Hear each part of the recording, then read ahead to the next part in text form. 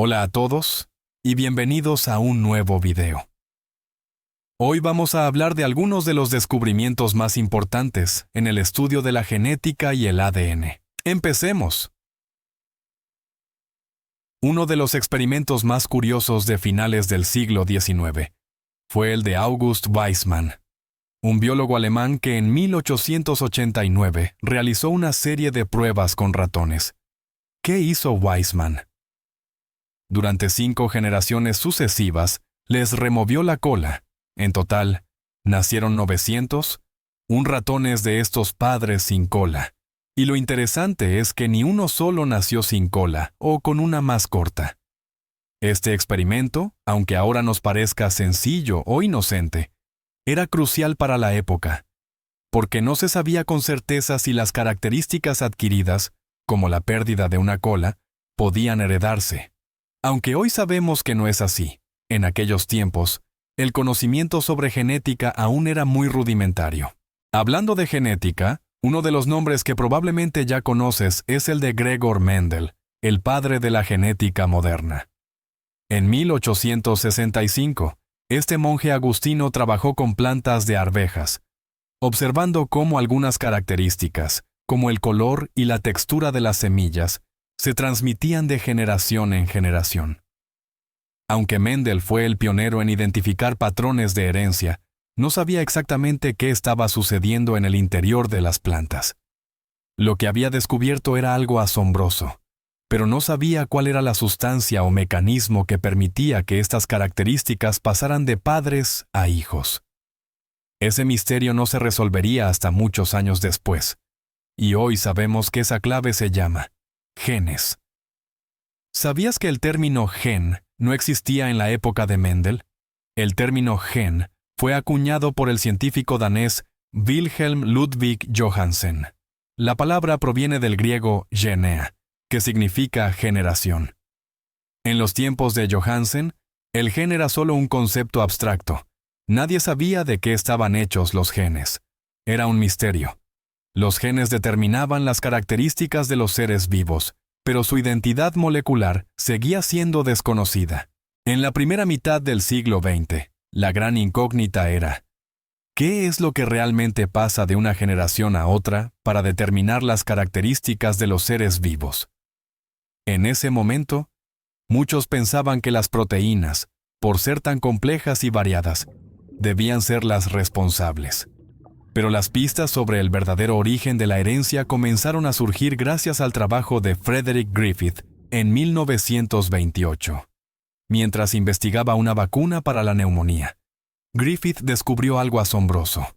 Cuando mezclaba bacterias inofensivas con bacterias letales muertas por calor y las inyectaba en ratones, los ratones morían. Al analizar su sangre, solo encontraba bacterias letales vivas.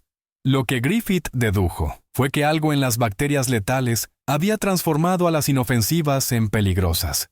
No sabía qué era, pero lo llamó principio transformante. Este hallazgo, aunque sorprendente, no resolvía el misterio por completo. Griffith falleció trágicamente en 1941 durante la Segunda Guerra Mundial, cuando una bomba lanzada por aviones alemanes cayó directamente en su departamento en Londres. Pero su descubrimiento sentó las bases para que otros científicos continuaran con la investigación. Aquí es donde entra Oswald Avery, un médico canadiense que dedicó su vida a la investigación. Inicialmente, su trabajo se centró en la especificidad antigénica, es decir, la forma en la que el sistema inmune reconoce a un agente patógeno, de los neumococos, bacterias que pueden producir neumonía en humanos. Posteriormente, inspirado por el trabajo de Griffith, Avery se propuso descubrir la identidad del principio transformante. Junto a su grupo de trabajo, conformado por los médicos Colin MacLeod y Maclean McCarthy, Avery empleó los métodos más sofisticados de la época para purificar el ADN, ARN, proteínas, lípidos y azúcares provenientes de las bacterias. El objetivo era claro: identificar cuál de estos elementos era responsable de transformar a las bacterias inofensivas en letales. Después de años de experimentación, Avery publicó sus hallazgos. El trabajo que describe estos resultados fue publicado el 1 de febrero de 1944 en The Journal of Experimental Medicine, aseverando que al mezclar ADN puro proveniente de las bacterias letales, se logra transformar a las bacterias inocuas en letales. La identidad molecular del principio transformante quedaba, al fin, clara.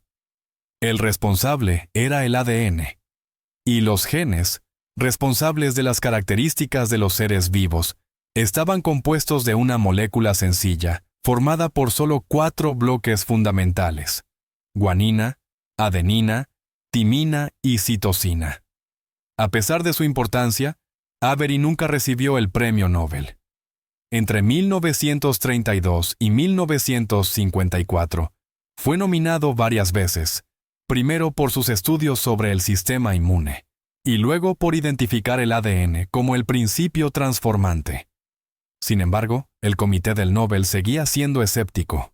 Muchos científicos de la época no creían que el ADN, una molécula tan simple, pudiera ser responsable de algo tan complejo como la herencia. Algunos pensaban que los experimentos de Avery estaban contaminados con proteínas y que, en realidad, estas eran las responsables de la transformación bacteriana. Este escepticismo llevó a que Avery nunca recibiera el reconocimiento máximo por su trabajo. Aunque Avery nunca ganó el Nobel, en 1945 la Royal Society de Londres le otorgó la medalla Copley, uno de los mayores honores científicos. Sin embargo, Avery, siempre modesto, decidió no asistir a la ceremonia y rara vez daba conferencias. Prefería que sus colaboradores jóvenes fueran quienes presentaran su trabajo. Hoy en día, los científicos coinciden en que el no haberle concedido el Nobel es una de las mayores omisiones en la historia del premio. Pero su legado no ha sido olvidado. Desde 1976, un pequeño cráter en la Luna lleva su nombre, en honor a este hombre que cambió nuestra comprensión de la vida, un cráter modesto, como Avery mismo.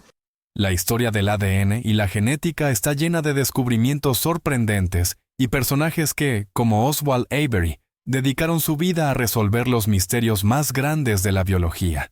Desde los experimentos de Weizmann con ratones hasta la identificación del ADN. Estos descubrimientos nos han permitido entender cómo se transmiten las características de una generación a otra. Gracias por acompañarnos por esta fascinante historia sobre la genética y el ADN. Si te ha gustado este video, no olvides darle like y suscribirte para más contenido interesante. ¡Hasta la próxima!